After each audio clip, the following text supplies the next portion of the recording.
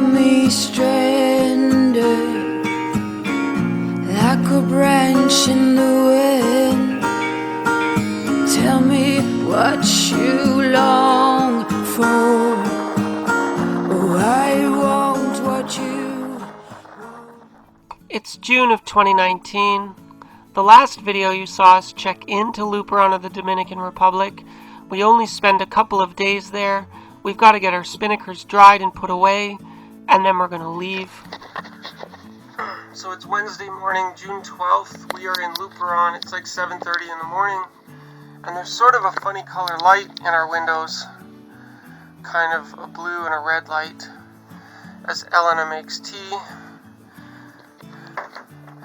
It's always dead calm in the anchorage in the morning, and the trade winds pick up around 10. So we decided we need to take advantage of the dead calm and dry our spinnakers.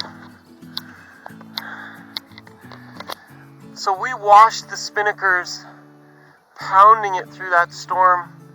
We had the spinnakers on the front deck because for the beginning of the sail we were becalmed, and we needed to throw spinnakers, so we had them on deck.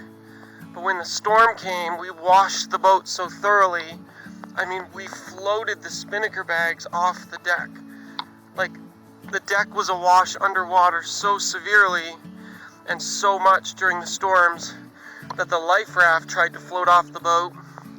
The foam pad that I have underneath the life raft started floating away because the life raft was lifting off the deck. And the spinnakers were washing, like, thank heavens we keep them attached to the lifelines, because we got washed so thoroughly that the spinnakers were lifting off. They were lifting off the deck. They were just buried in water. We're thinking now, of course, we have the trade winds, and although it's calm every morning, we have consistent trade winds every afternoon. We probably won't need to throw spinnaker anymore, so we're going to dry them and put them back away in the pilot berth. You never want to put away a soaking wet spinnaker all covered in salt and water to sit and mold and rot, even though they're nylon. You always want to dry them before you put them away, so we thought we'd take advantage of the morning calm, dead calm here, bright morning sunshine, and hang them up to dry. It only takes like 5 or 10 minutes to dry the spinnakers in these conditions. It's so hot here, like we're dying. It's painfully hot. So it's been up 10 minutes or so. You have to babysit to make sure you don't get any wind gusts, because that's a lot of sail area. And now we're going to pack it and put it away. This is our asymmetrical. This is our symmetrical spinnaker, the red one, and then the asymmetrical spinnaker is the blue one. We've got to do that next. The trade winds will pick up in an hour or two, around 9 a.m., between 9 and 10 a.m. It'll be windy as heck in here. So we have to get this done in the morning. But seems like the sail is dry. The sail is dry now after hanging for only 10 minutes, so now it's time to pack it on deck. And now we're drying our asymmetrical spinnaker, but we got to be careful. As you see, the ripple lines on the water means the morning breeze is going to kick up soon.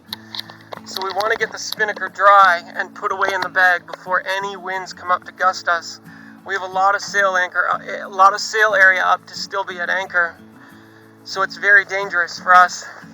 Rather than tie off the clew, I've got Elena holding it by hand, because she'll collapse it and then we'll drop it if we get gusted.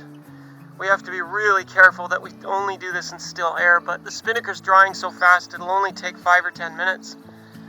In fact, it's almost dry now, and it's only been 5 minutes.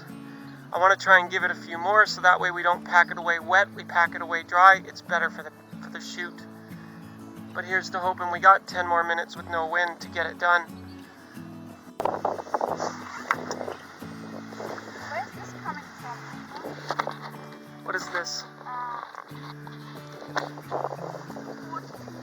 Anchor locker. The wood in the anchor locker floated out and like almost floated off the boat. So with the spinnakers packed, we met Paco. He's the local guy in Luperon. He'll provide you with water, diesel, repairs. He'll do your bottom for you. We bought a Dominican flag for $10. He brings it to your boat. He's a really cool guy with his 2 sons in a panga. I think it's called a panga. Little flat bottom boat.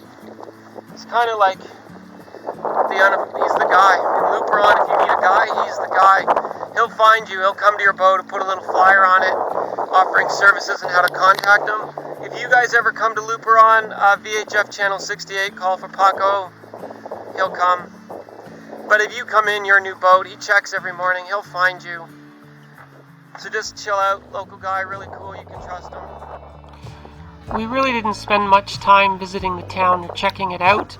Elena hated the place, and our plan was always just to sort of move through. The red roof in the middle of the street on the right, behind that's where Wendy's bar is. We found this mini market, we wanted to provision, try to stock up, get some fresh fruit and veg, and just continue on our way. The wind forecasts for the thorny path on the north shore of the Dominican Republic look the same every day. Trade winds are pretty steady, reliable, and never change. So the next day, we brought the dinghy to the dinghy dock, went up to shore, and tried to check out. So we went to the Port Authority and Immigration. So the thing about the Dominican Republic is they're unnecessarily complicated. So to check in, we had to check in with 6 different agencies and we had to pay 5 of them. You don't have to pay the Navy people, but from the Navy people you need your final permission to enter and your permission to exit. So we want to leave first thing tomorrow morning before the trade winds pick up. We want to get out into the ocean and make our jump about 130 miles to Semenya. So yesterday there was one soldier here in the Navy base that could speak English, and I asked him, is it okay if we came the next day, today, to get our despacho, which is our permission paper to leave the port, and then but still leave the next morning. He said, yeah, no problem, you can do that. So we arrived today and we're giving them the documents saying like, hey, can we have the despacho so we can leave tomorrow? Now they're like, no, you have to come in first thing in the morning before you leave. The despacho is only good for that day. Yesterday the guy said we could, today now these different soldiers are saying that we can't. It has to be, your permission to leave paper has to be on the day you leave. But we're sailors, we want to leave first thing in the morning. They don't really care. So now rather than getting the dinghy put away on deck tonight and like getting the boat ready to go first thing in the morning, wake up, raise sails and go, now we have to keep the dinghy and the engine on, and now we have to come back in the morning. YouTube. So we have to come back in the morning, and they said we can come back at 6 o'clock to get our despacho to leave, which then delays our departure. We have 130 nautical miles upwind to get to Samana, but maybe we can pull this off in 36 hours, but now that we're going to waste all this time tomorrow morning to get our permission to leave from the Navy paper, we're not going to make it. So we're going to be stuck 3 days and 2 nights at sea.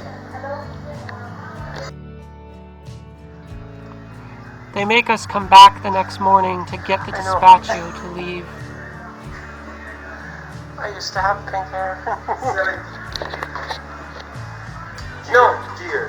No. This was 1 year, a year ago. I was In all my passport pink. photo, my hair is all bright pink. The soldier's a little confused.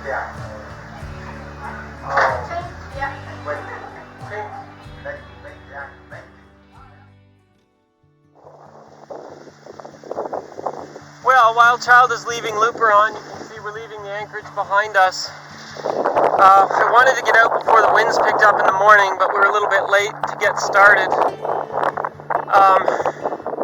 We're going to head out now, go around the corner to cleaner water, just drop the hook again, because we need to run the water maker. It's been a week. I mean, I flushed it twice, but you've got to run the water maker.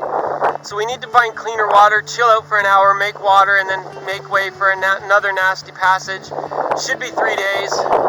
There's advice in a book that says if we hug the coast, we can get a lee shore effect from the thermal currents of the mountains and the land.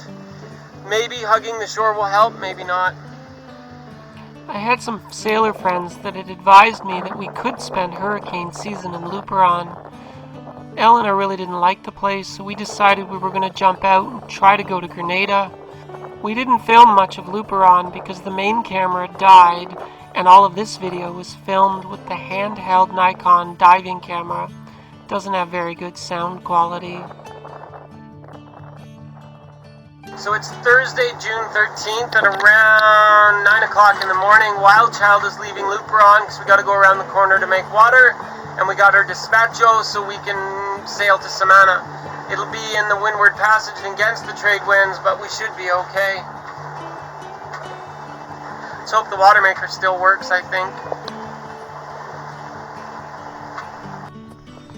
Owning a water maker is a great thing in the Caribbean, but it sure is a fussy piece of technology. It causes me a lot of stress.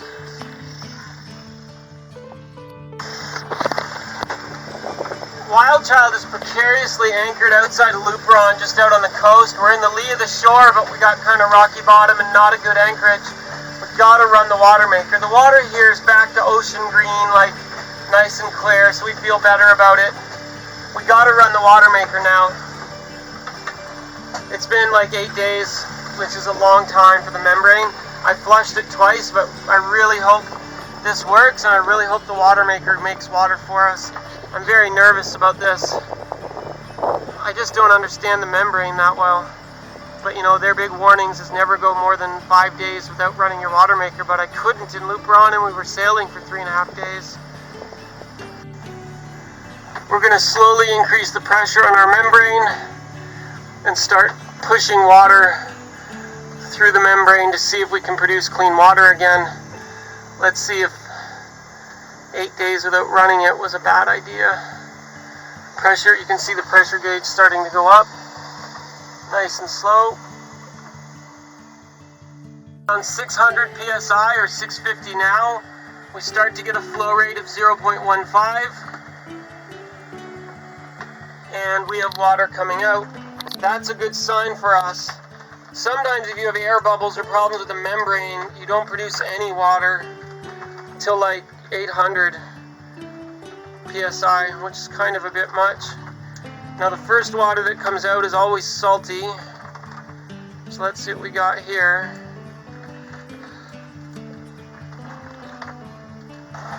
Okie dokie, water maker's done. We're 12 knots of wind. We're just off the coast. We did drag the anchor a little bit, but we still have depth. Time to lift the anchor and go sailing against the trade winds out of Luperon, which everybody says is impossible and will never make it and it can't be done and blah blah blah. We'll see. Let's go sailing.